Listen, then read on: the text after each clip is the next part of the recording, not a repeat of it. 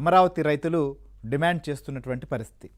ఇదే అంశం పైన ఏబీఎన్ ఆంధ్రజ్యోతి కూడా కథనాలు, డిబేట్లు కూడా నిర్వహించింది. సో ప్రభుత్వం ఇప్పటికే త్రిసభ్య కమిటీని ఏర్పాటు చేసింది. కేంద్ర మంత్రి పెమ్మసాని, అలానే మంత్రి నారాయణ, స్థానిక శాసనసభ్యులతో కూడినటువంటిది ఈ కమిటీ. సో ఈ కమిటీలో ఎప్పటికప్పుడు ఇష్యూస్ని చర్చించి రైతులకు సంబంధించిన వాటిపైన పరిష్కారం చూపాల్సినటిని ఖచ్చితంగా అటు సిఆర్డీఏతో ప్రభుత్వంతో కోఆర్డినేషన్ చేస్తూ ఇటు రైతులతో కూడా సమన్వయం పరచుకోవాల్సినటువంటి బాధ్యత కూడా ఈ కమిటీకి ఉంటుంది.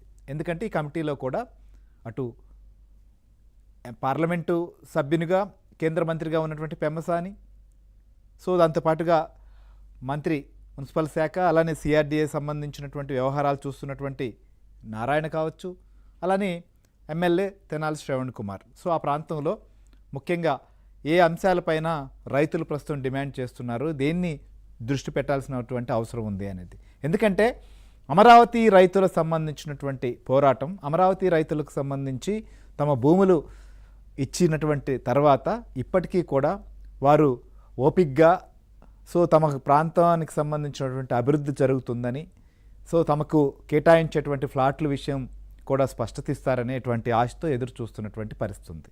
సో ఇలాంటి తరుణంలో ఇప్పటి వరకు ఏదైతే కేటాయించినటువంటివి కావచ్చు, లేకపోతే మిగిలినటువంటి అంశాలను కూడా పరిష్కరించేదానికి రైతులతో ఎప్పటికప్పుడు అక్కడ పనిచేస్తున్నటువంటి అధికారులు వీరు సమన్వయం చేసుకుంటూ ముందుకెళ్ళుంటే ఇలాంటి పరిస్థితి అసలు చర్చకు దారి తీసేటువంటి అవకాశం ఉండేది కాదు అనేది ప్రాథమికమైనటువంటి అంశం.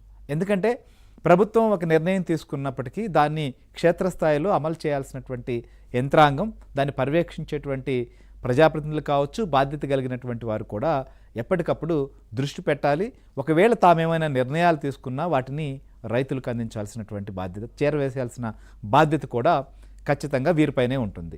సో ఈ విషయంలో వచ్చినటువంటి సమస్య ఒకవైపు సమన్వయ లోపం కావచ్చు, కమ్యూనికేషన్ గ్యాప్ అనొచ్చు, లేకపోతే నిజంగా కూడా ఎదురు చూస్తున్నటువంటి వారికి వారి సమస్య ఏంటి, వారు ఏ అంశంలో ఎవరు ఎంత పర్సంటేజ్, ఇక్కడ మెజారిటీ రైతుల విషయంలో క్లారిటీ ఉంది. కానీ ఉన్నటువంటి సమస్య ఉన్నటువంటి రైతుల విషయంలోనే ప్రస్తుతం ఫోకస్ చేయాల్సినటువంటి పరిస్థితి ఉంది తప్ప మొత్తం ఓవరాల్గా కూడా ఇది సమస్యగా చూడాల్సినటువంటి పరిస్థితి కూడా లేదు. సో ఇప్పుడు ఒక క్లారిటీ ఇవాళ మాట్లాడిన దాంట్లో అటు కేంద్ర మంత్రి పెమ్మసాని కావచ్చు, మంత్రి నారాయణ కావచ్చు, సో వెంటనే పరిష్కరించగలిగినటువంటి వాటి విషయంలో ఒక 30 days ప్రణాళిక. సో ఓవరాల్గా రైతులకు సంబంధించి, అమరావతి రైతులకు సంబంధించినటువంటి విషయంలో ఒక 6 నెలల్లో అన్ని రకాల అంశాలపైన సమస్య లేకుండా పరిష్కరిస్తామనేటువంటి మాట అయితే మాత్రం ఇవాళ చెప్పారు.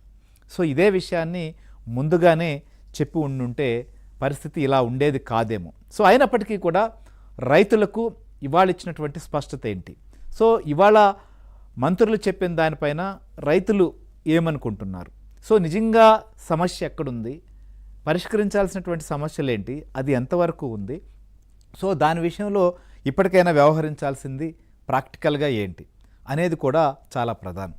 ఎందుకంటే అమరావతి సంబంధించినటువంటి అంశం పైన మాట్లాడినప్పుడు కానీ, దానికి సంబంధించినటువంటి విషయం పైన చర్చకొచ్చినప్పుడు సో ఓవరాల్గా రైతులు కానీ, ఆంధ్రప్రదేశ్ సంబంధించినటువంటి ప్రజలు కావచ్చు, లేదా తెలుగు రాష్ట్రాల్లో ఉండేటువంటి వారు కూడా ఆసక్తిగా చూసే పరిస్థితులు, తెలుసుకునేటువంటి విషయాలు ఉంటాయి. ఎందుకంటే సో ప్రస్తుతం దానికి ఉన్నటువంటి నేపథ్యం అలాంటిది. సో ఆంధ్రప్రదేశ్ రాజధాని అమరావతి విషయంలో, లేదా భూములు ఇచ్చినటువంటి రైతుల విషయంలో ఇవాళ వచ్చినటువంటి డెసిషన్ జరగాల్సిందేంటి, సో చెప్పిందేంటి, సో దీనిపైన రైతులకు సంబంధించినటువంటి రియాక్షన్ ఎలా ఉంది, సో దీనిపైనే మనం అనాలిసిస్ చేద్దాం. మనతో పాటు సత్య మనతో పాటు లైవ్లో జాయిన్ అయ్యారు విజయవాడ నుంచి.